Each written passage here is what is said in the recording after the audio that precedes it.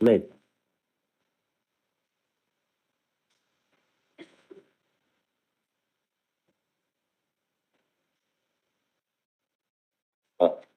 We have three judgments in this case.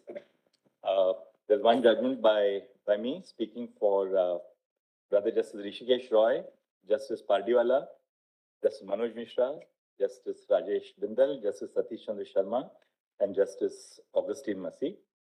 Then there is a second judgment by Sister Justice Nagaratna, which is partially concurring. And there is a dissent by Justice Dulia. So I'll just read out relevant parts of my judgment. The issues that arose for our consideration are A. Article 31C. Whether Article 31C, as upheld in Keshwanand Bharati, survives in the Constitution after the amendment to the provision by the 42nd Amendment was struck down by this court in Minerva Mills. And B. Article 339B. Whether the interpretation of Article 39B adopted by Justice Krishna Iyer in Ranganath Reddy and followed in Sanjeev Kok must be reconsidered. Whether the phrase material resources of the community in Article 39B can be interpreted to include resources that are owned privately and not by the state. On the first question, we hold, and on this we are all unanimous. There is no divergence of opinion on the first aspect. On the first question, we hold that Article 31C, to the extent that it was upheld in Keshwanand Bharati, remains in force. After tracing the history of Article 31C and the precedents concerning the invalidation of amendments, we observe by Section 4 of the 42nd Amendment, the words "the principles specified in clauses B or C of Article 39 in Article 31C were replaced with the words "all or any of the principles laid down in Part 4. This is a case of substitution. Section 4 of the 42nd Amendment was subsequently struck down in Minerva Mills. As noted above, where an amendment substituting certain text with certain alternate text is invalidated, the effect is that the unamended text continues in force. This is because the legislative intent of repeal and enactment in such cases is composite and cannot be separated. To give effect to the repeal and not the enactment would result in an outcome which does not correlate with legislative intent, and as Justice Hidayatullah noted in Lakshmi Bai's case, leave the original section truncated, resulting in absurd outcomes. This would in effect invalidate the original valid and constitutional provision, despite there being no constitutional fault with it, nor the legislature intending to repeal it. Thus, the presumption would be that after Minerva Mills, the unamended Article 31C would continue in force. Indeed, it is evident that such cases as Bhim Singh and Sanjeev Kok proceeded on this presumption. The only plausible exception to this presumption would be if it could be demonstrated that Parliament, when enacting the 42nd Amendment, would have repealed the words "the principles specified in Clause B or Clause C of Article 39, independent of their enactment, of the words "all or any of the principles laid down in Part 4. In this case, no reference to the broader legislative proceedings or external aids is necessary to arrive at the inference that Parliament would not have independently repealed these words. The text of the amendment adopted by Parliament itself makes it abundantly clear that there was no independent intention to repeal. The effect of Section 4 of the 42nd Amendment was to expand the scope of the immunity provided by Article 31C to legislation. Under the unamended Article 31C, immunity was only provided to legislation if it gave effect to the directive principles found in Clause B or Clause C of Article 39. However, by Section 4 of the 42nd Amendment, the scope of this immunity was significantly expanded to immunize legislations that gave effect to any or all of the directive principles in Part 4 of the Constitution. Thus, the intention of Parliament in enacting Section 4 of the Constitutional Amendment was undoubtedly to expand the scope of the immunity granted by Article 31C. This being the situation, it cannot be suggested that Parliament would have repealed the words "the principles specified in Clause B or Clause C of Article 39 if it did not simultaneously enact the broader language expanding the scope of Article 31C. If Parliament had independently repealed these words, it would have not just reduced the scope of Article 31C, but altogether eliminated the effect of the article. without the words the principle specified in Clause B or Clause C of Article 39 and Article 31C, the provision would have been rendered nugatory. Given Parliament's manifest intention to expand the scope of Article 31C by Section 4 of the 42nd Amendment, it is not plausible to hold that Parliament independently sought to repeal the words, the principle specified in Clause B or Clause C of Article 39 from Article 31C. Therefore, it is evident that the legislative intent of Parliament when adopting Section 4 of the 42nd Amendment was composite to repeal and enact, that is, to substitute through one single action. This court cannot therefore disaggregate the steps of repeal and enactment and give effect to the repeal even after invalidating the enactment.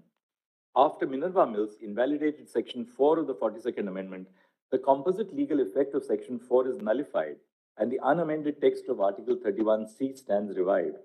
The final question is whether the revival of the unamended text of Article 31C would in some way manifestly contravene the principles laid down in the judgment in Minerva Mills or result in some other adverse consequence.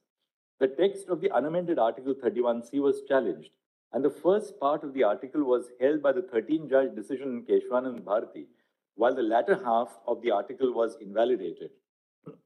Therefore, the first half of the unamended Article 31C, which is the subject matter of the present controversy, was undoubtedly constitutional as held by the 13-judge decision in Keshwanand Bharati and further by the Constitution bench in Vaman Rao.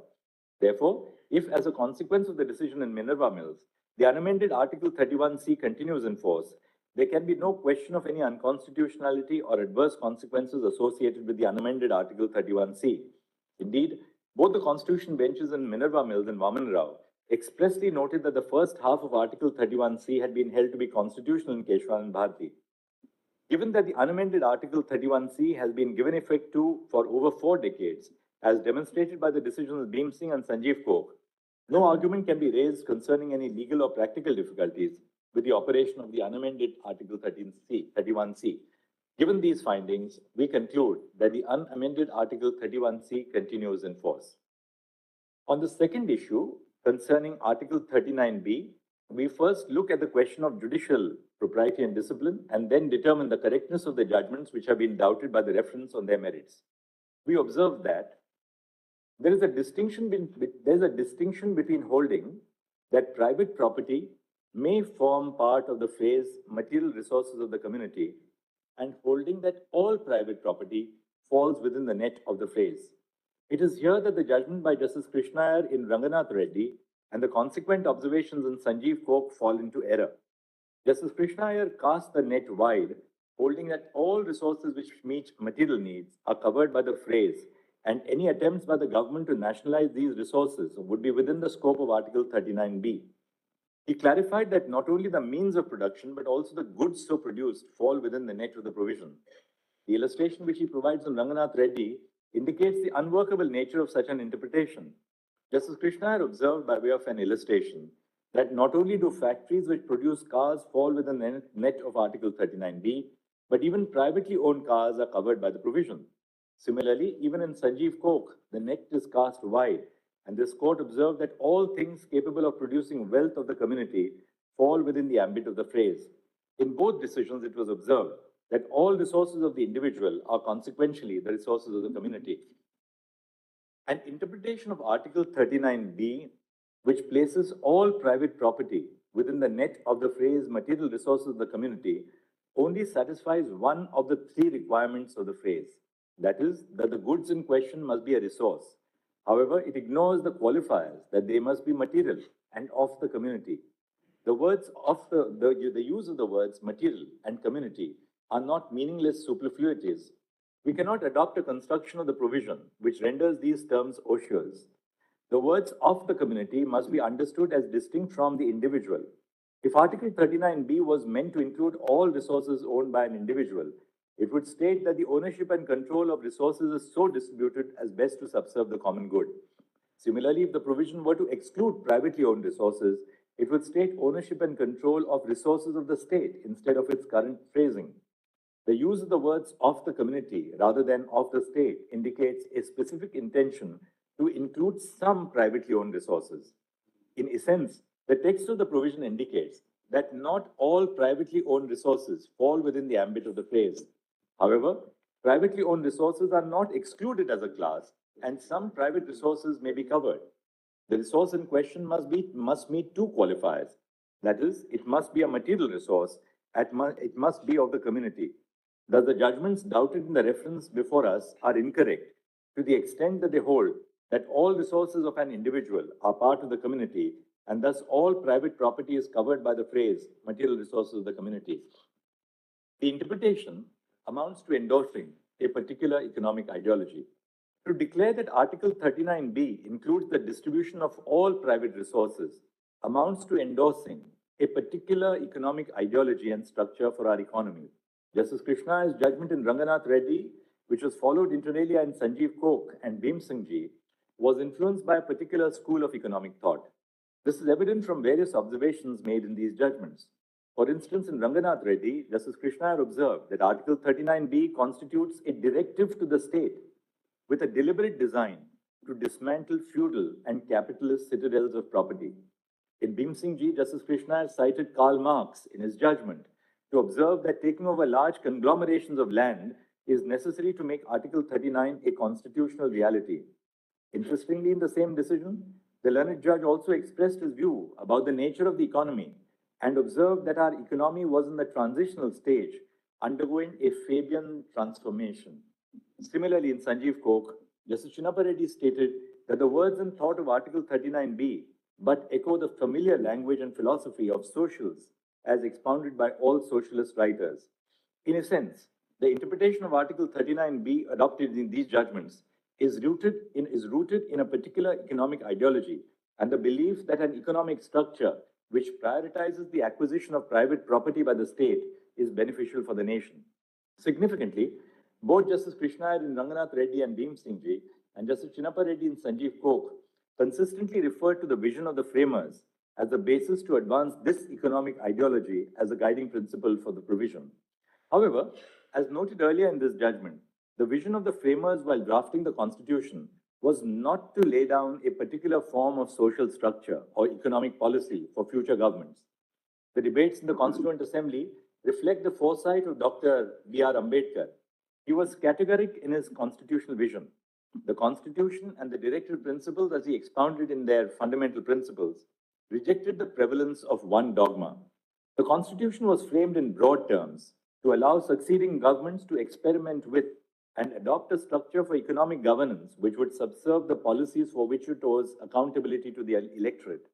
According to Dr. Ambedkar, if the Constitution laid down a particular form of economic and social organization, it would amount to taking away the liberty of the people to decide the social organization in which they wish to live. He opined on several occasions that economic democracy is not tied to one economic structure, such as socialism or capitalism, but to the aspiration for a welfare state. Thus, the role of this court is not to lay down economic policy, but to facilitate this intent of the framers to lay the foundation for an economic democracy. Indeed, it is this spirit and its all-encompassing nature of the Constitution which has allowed elected governments since independence to pursue economic reforms and policies based on domestic conditions, international requirements, and political exigencies of the time. At the time of independence in the 1950s and 60s, given the earlier challenges of our republic, the focus of the government was on planning a mixed economy, heavy industries, and import substitution policies. Subsequently, in the late 1960s and 70s, there was a shift towards purportedly socialist reforms and policies. Since the decade of the 1990s or the liberalization years, there has been a shift towards pursuing a policy of market-based reforms. Today, the Indian economy has transitioned from the dominance of public investment to the coexistence of public and private investment. The doctrinal error in the Krishnaiyer approach was postulating a rigid economic theory which advocates for greater state control over private resources as the exclusive basis for constitutional governance. India's economic trajectory indicates that the Constitution and the custodians of the Constitution, the electorate, have routinely rejected one economic dogma as being the exclusive repository of truth. As participants in a vibrant, multi-party economic democracy, the people of India have voted to power governments which have adopted varied economic and social policies based on the country's evolving development strategies and challenges. The foresighted vision of our framers to establish an economic democracy and trust the wisdom of the elected government has been the backbone of the high growth rate of India's economy, making it one of the fastest growing economies in the world. To scuttle this constitutional vision by imposing a single economic theory, which views the acquisition of private property by the state as the ultimate goal, would undermine the very fabric and principles of our constitutional framework. We therefore conclude A. Article 31C, to the extent that it was upheld in Keshwanand Bharati versus Union of India, remains in force. B. The majority judgment in Ranganath Reddy expressly distanced itself from the observations made by Justice Krishna Iyer, speaking on behalf of the minority of judges on the interpretation of Article 39B. Thus, a co-equal bench of this court in Sanjeev Kok erred by relying upon the minority opinion. C. The single sentence observation in Mafatlal to the effect that material resources of the community include privately owned resources is not part of the ratio decidendi of the judgment. Thus, it is not binding on this court. D. The direct question referred to this bench is whether the phrase material resources of the community used in Article 39B includes privately owned resources. Theoretically, the answer is yes. The phrase may include privately owned resources. However, this court is unable to subscribe to the expansive view adopted in the minority judgment authored by Justice Krishna Iyer in Ranganath Reddy and subsequently relied on this by this court in Sanjeev Kok. Not every resource owned by an individual can be considered a material resource of the community merely because it meets the qualifier of material needs. E. The inquiry about whether the resource in question falls within the ambit of Article 39B must be context specific and subject to a non exhaustive list of factors, such as the nature of the resource and its characteristics, the impact of the resource on the well being of the community, the scarcity of the resource, and the consequences of such a resource being concentrated in the hands of private players. The public trust doctrine evolved by this court may also help identify resources which fall within the ambit of the phrase material resource of the community. F. The term distribution has a wide connotation. The various forms of distribution which can be adopted by the state cannot be exhaustively detailed. However, it may include the vesting of the concerned resources in the state or nationalization. In the specific case, the court must determine whether the distribution subserves the common good. The reference is answered in the above terms. The registry is directed to obtain administrative instructions from the Chief Justice for placing the matters before an appropriate bench. Obliged, Your Honor.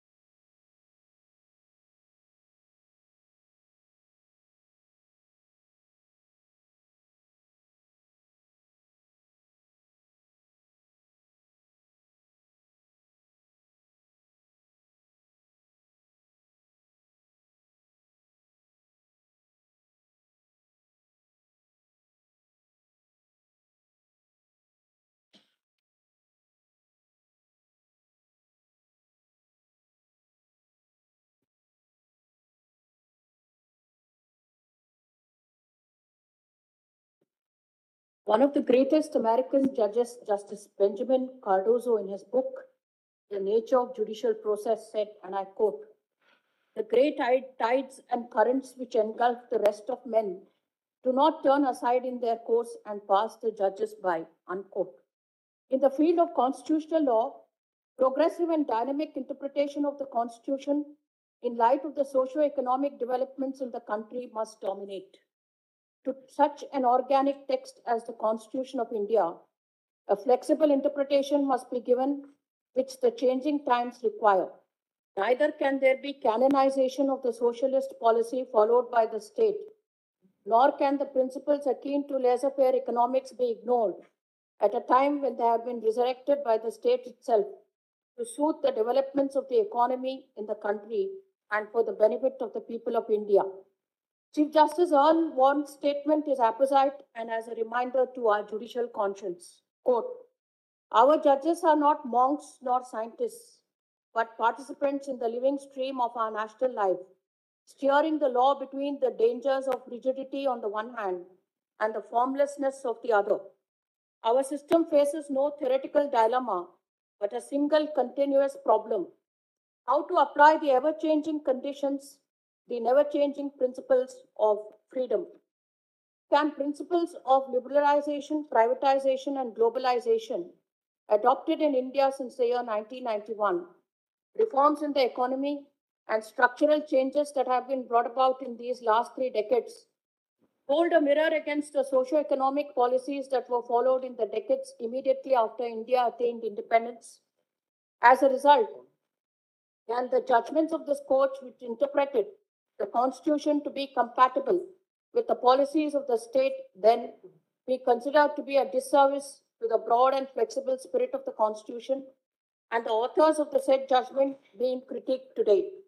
I have perused the erudite and comprehensive opinion authored by Honorable the Chief Justice of India, Dr. Dhananjaya Y. Chandrachud, on the questions referred to this 9-judge bench. I have also perused the opinion proposed by learned brother Justice Dhulia. The letter and spirit of the judgment of the learned Chief Justice has ignited me to pen a separate opinion, concurring with his opinion on certain issues, while giving my own views on certain other aspects, which is also my response to learned brother Justice Dhulia's views. How does ownership and control of material resources privately owned transform into the material resources of the community for distribution as best to subserve the common good? This is the thrust of my opinion. The learned Chief Justice has framed and considered 2 broad issues which have been read. I respectfully concur with the opinion expressed by the learned Chief Justice on the first issue. Before dealing with the second issue, I would like to preface the same with the living tree doctrine of our Constitution. As per Woodrow Wilson, former President of the United States of America, a Constitution must of necessity be a vehicle of life, that its substance is the thought and habit of the nation, and as such, it must grow and develop as the life of the nation changes, unquote. In Anwar Ali Sarkar, Justice Vivian Bose, in a separate judgment, stated that the provisions of the Constitution must not be interpreted without regard to the background out of which they arose. Justice Bose articulated that the Constitution must be interpreted progressively to give life to a great nation and order its being, and not in a manner as would relaunch discarded tools. While being conscious that people who forget their history are condemned to repeat it, he emphasized that a constitution must be interpreted, having regard not only to the historical circumstances under which it emerged, but also in a manner as would mold the future as well as guide the present. Justice Krishnayar adjudicated on the construction of material resources of the community in the backdrop of a constitutional, economic, and social culture that gave privacy to the state over the individual in a broad, sweeping manner.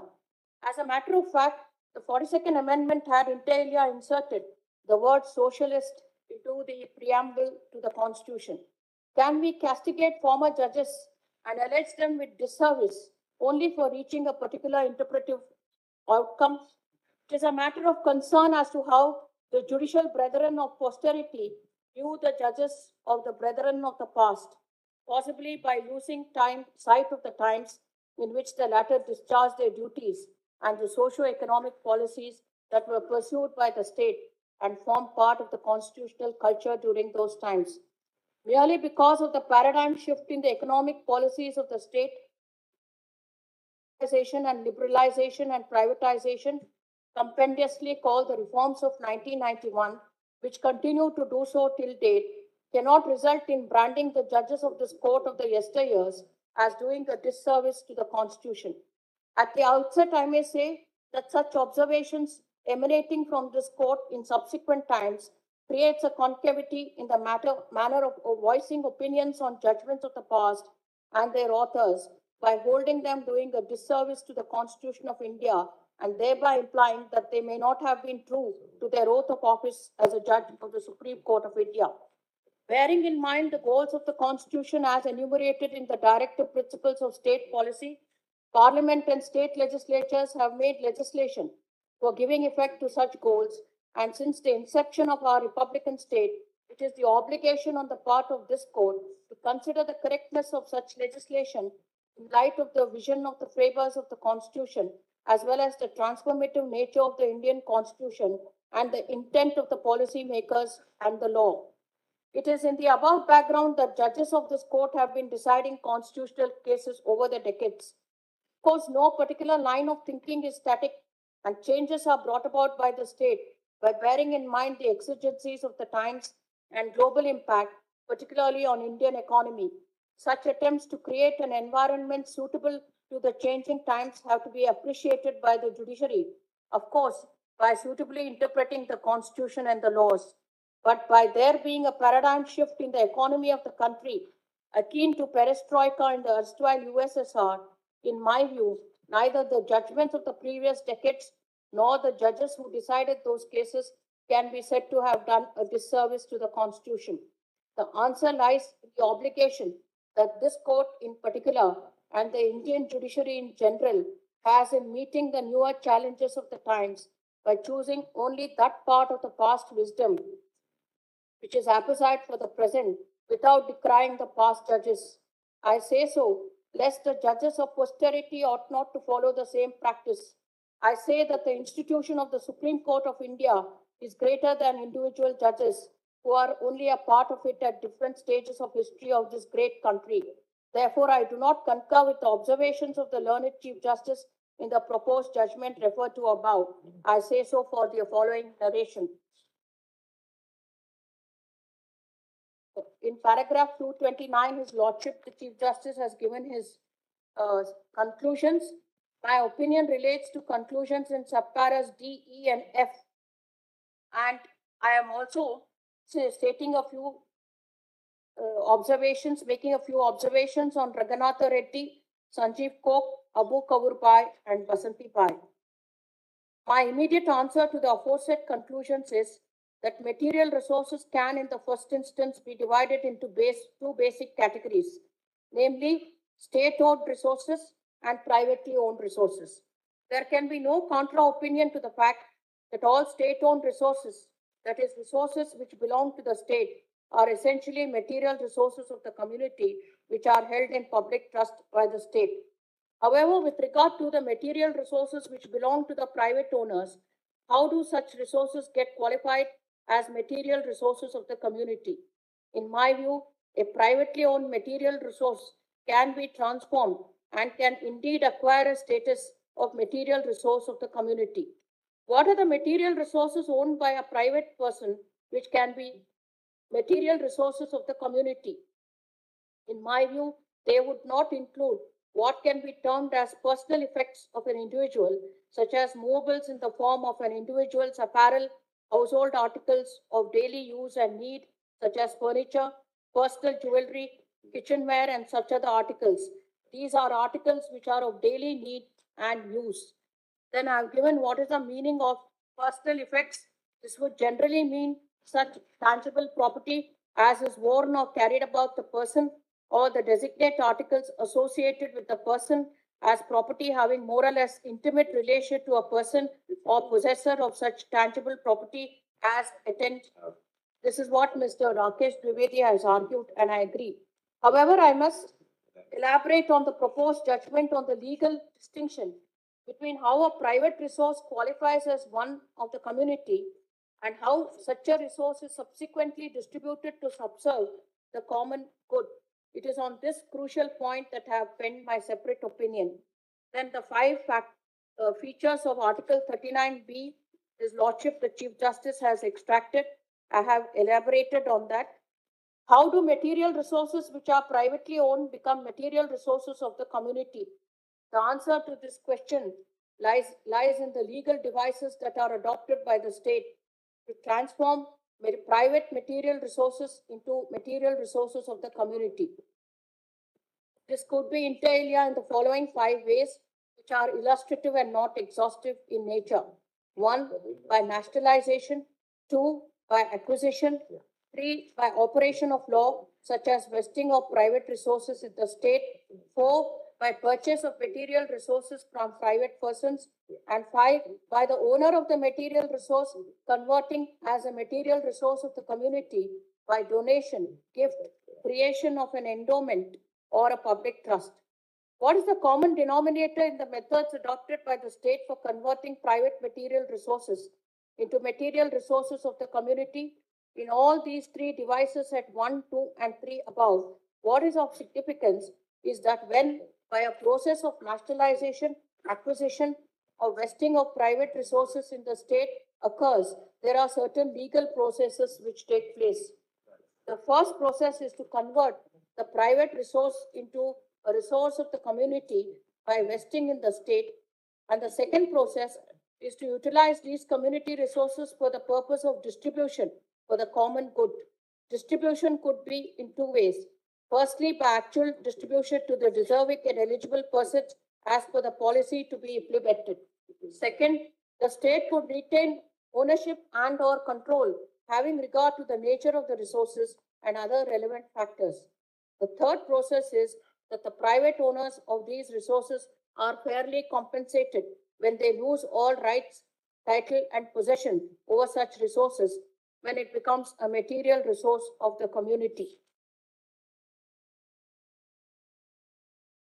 Then I have gone into the details of Ranganatha Reddy, then Bhim Singh Ji, in Sanjeev Koch. I'll say a few words on Sanjeev Koch and later Basanti Bai. In Sanjeev Koch, in this case, the Constitution Bench arrived at its conclusions on the validity of the Coking Coal Mines Nationalization Act 1972 and upheld the same.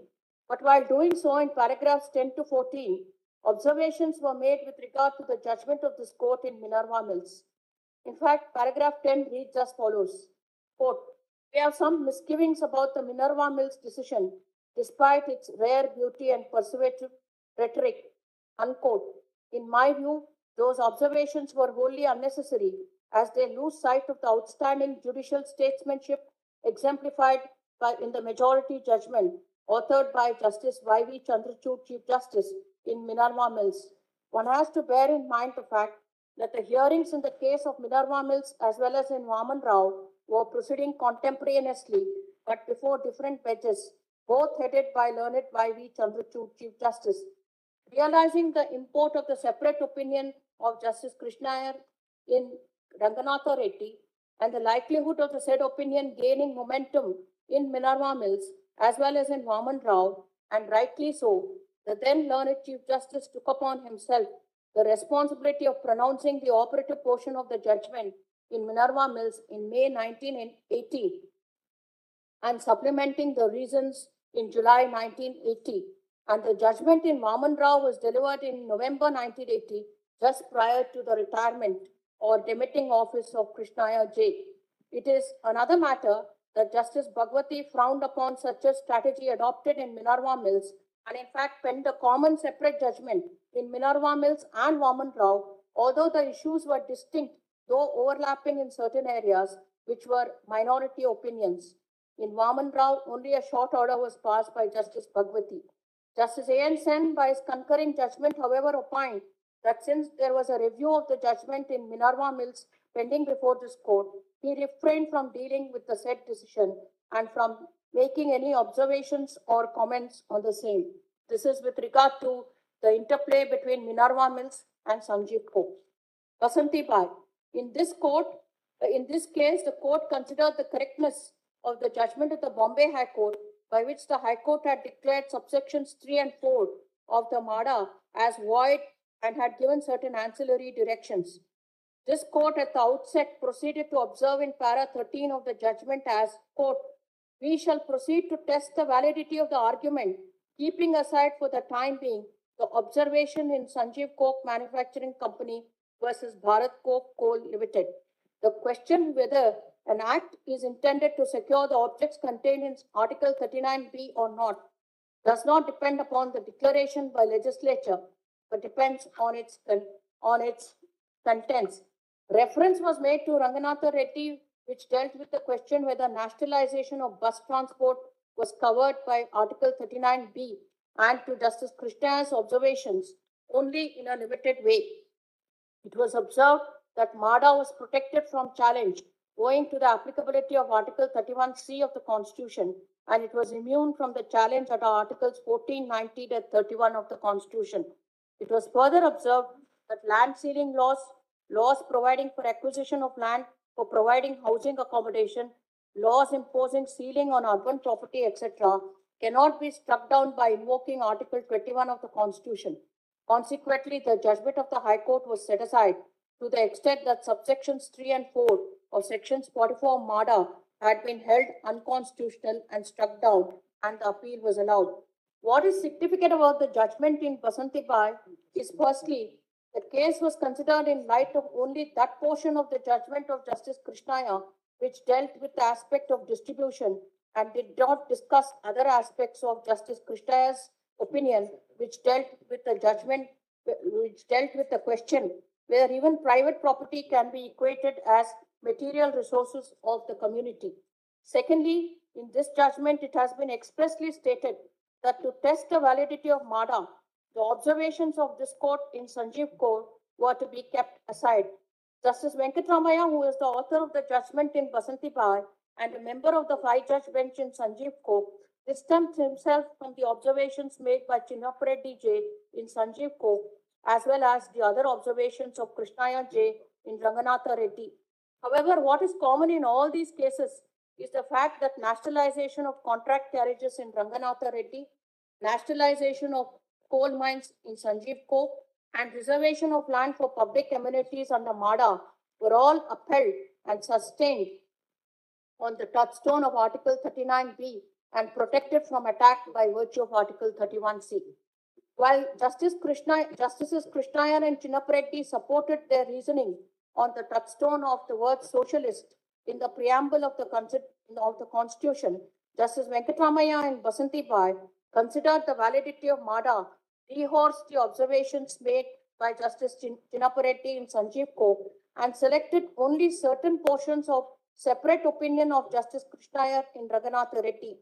Thus, this court was able to consider the validity of MADA on the strength of Articles 39B, read with Articles 31C, without taking note of many of the observations in Ranganatha Reddy and no observation in Sanjeev Court made by the learned judges on the basis of their socialist philosophy and on socialism.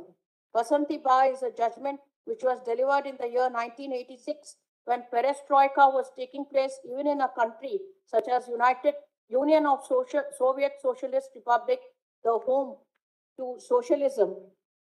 And there was also a beginning of a new thinking in India too, commencing with 5 technological missions leading to the reforms of 1991, which I have discussed in the earlier part of my opinion.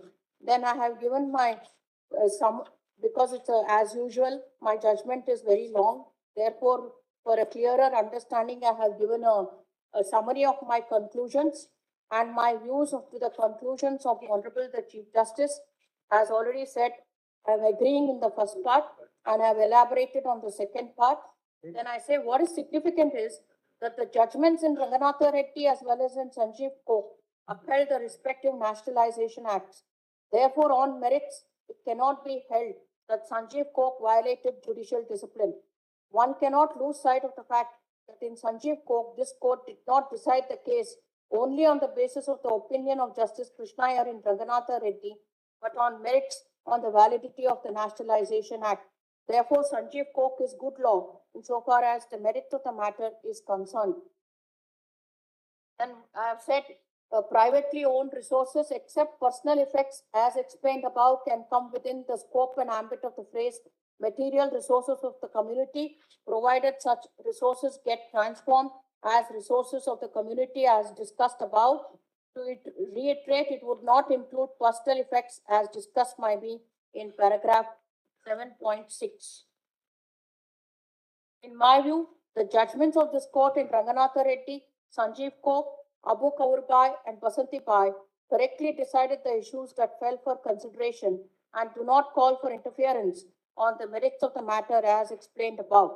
The observations of certain judges in those decisions would not call for any critique in the present times, neither is it justified nor warranted. Reference is answered in the above terms. I must place on record my sincere appreciation to the learned Attorney General, learned Solicitor General and their teams, learned Senior Counsel and learned Counsel appearing for the respective parties, and learned Instructing Counsel for their valuable assistance to this bench. Thank you. Immensely grateful.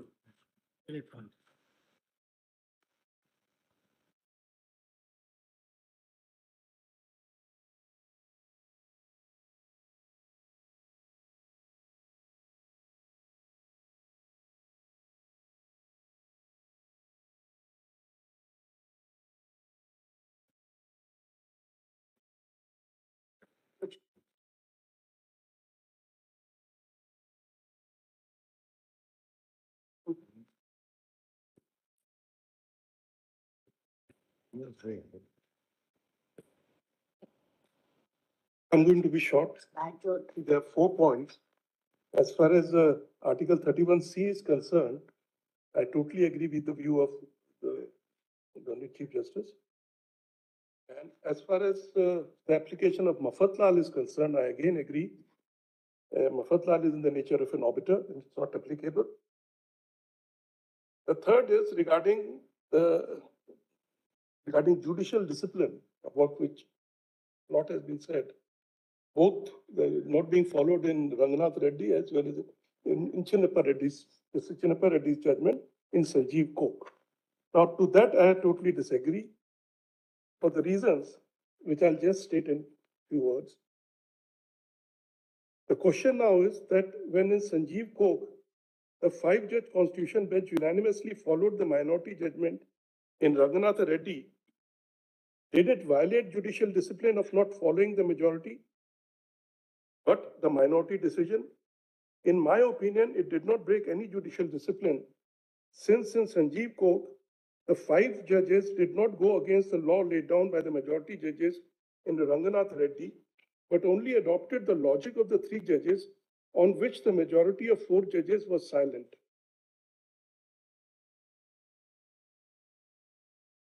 It is first difficult for me to even come to the conclusion that the 4 judges in Ranganath Reddy entirely disagreed with the minority opinion of Justice Krishna Iyer.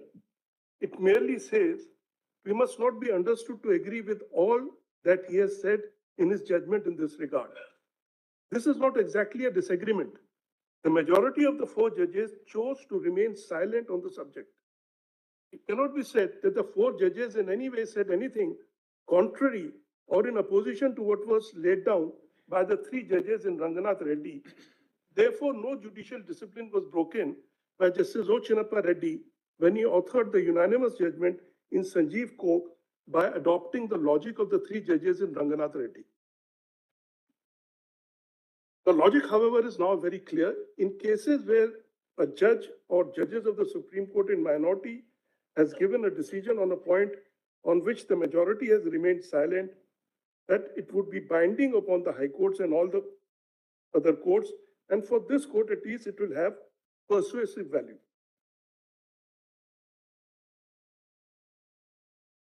The 5 learned judges in Sanjeev Coke relied upon the decision of the minority judges in Ranganath Reddy as they were persuaded by the logic and the interpretation given by Justice Krishna Iyer to the phrase material resources of the community. Now, regarding the main question which was there before us, that whether privately owned resources are a part of the material resources of the community. I totally agree with the findings which have been given by in Raghunath Reddy and reiterated in Sanjeev Cook. And for this, I'll just um, there is a expression which is attributed to Justice Louis Brandeis of Supreme Court, although he never said it in any of his opinion. And this is, he said that we may have democracy or we may have wealth concentrated in the hands of a few, but we cannot have both. Now, this expression finds reflection in our Article 38 and 39 as well, on which my judgment is based. I am of the firm view, unrelenting opinion, that the interpretation given by the three judges in Ranganath Reddy and adopted unanimously by the unanimous judgment of Sanjeev Kaur is the correct interpretation of material resources of the community for the reasons. The meaning which must be given to material resources of the community is what has been given to it in Ranganath Reddy by the three judges and what has been followed by the Constitution Bench decision in Sanjeev Kaur. To my mind, this has been the correct interpretation of the phrase material resources of the community. To reiterate what was said by Justice Krishna Iyer and Ranganath Reddy, material resources of the community in the context of reordering of natural economy embraces all the national wealth, not merely natural resources, all the private and public sources of meeting material needs, not merely public possession. Everything of value or use in the material world is material resource, and the individual being a member of the community, his resources are part of those of the community. It is for the legislature to decide how the ownership and control of material resources is to be distributed in order to subserve common good. Once the expansive meaning of material resources of the community is determined, there is no necessity of drawing further guidelines for the legislature to determine as to what will constitute material resources. How to control and distribute a material resource is also the task of the legislature. But while doing so, what has to be seen is that the control and ownership of the material resources be so distributed that it subserves common good of the community. If it does not, then such a legislation can be struck down as the judiciary is not deprived of its powers of judicial review. The legislation is establish a nexus with the principles specified in Article 39B and C to be a valid legislation. This is the law in terms of Keshwanand Bharti and Minerva Mills. To put it differently,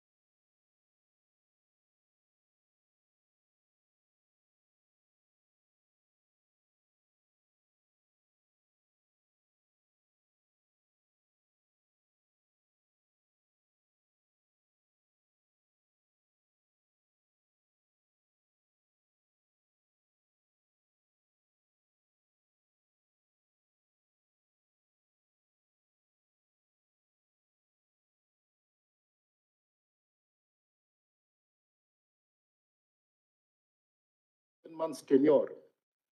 And here I have compliments and a complaint, are largely generated by Justice Dhananjay Chandrachud.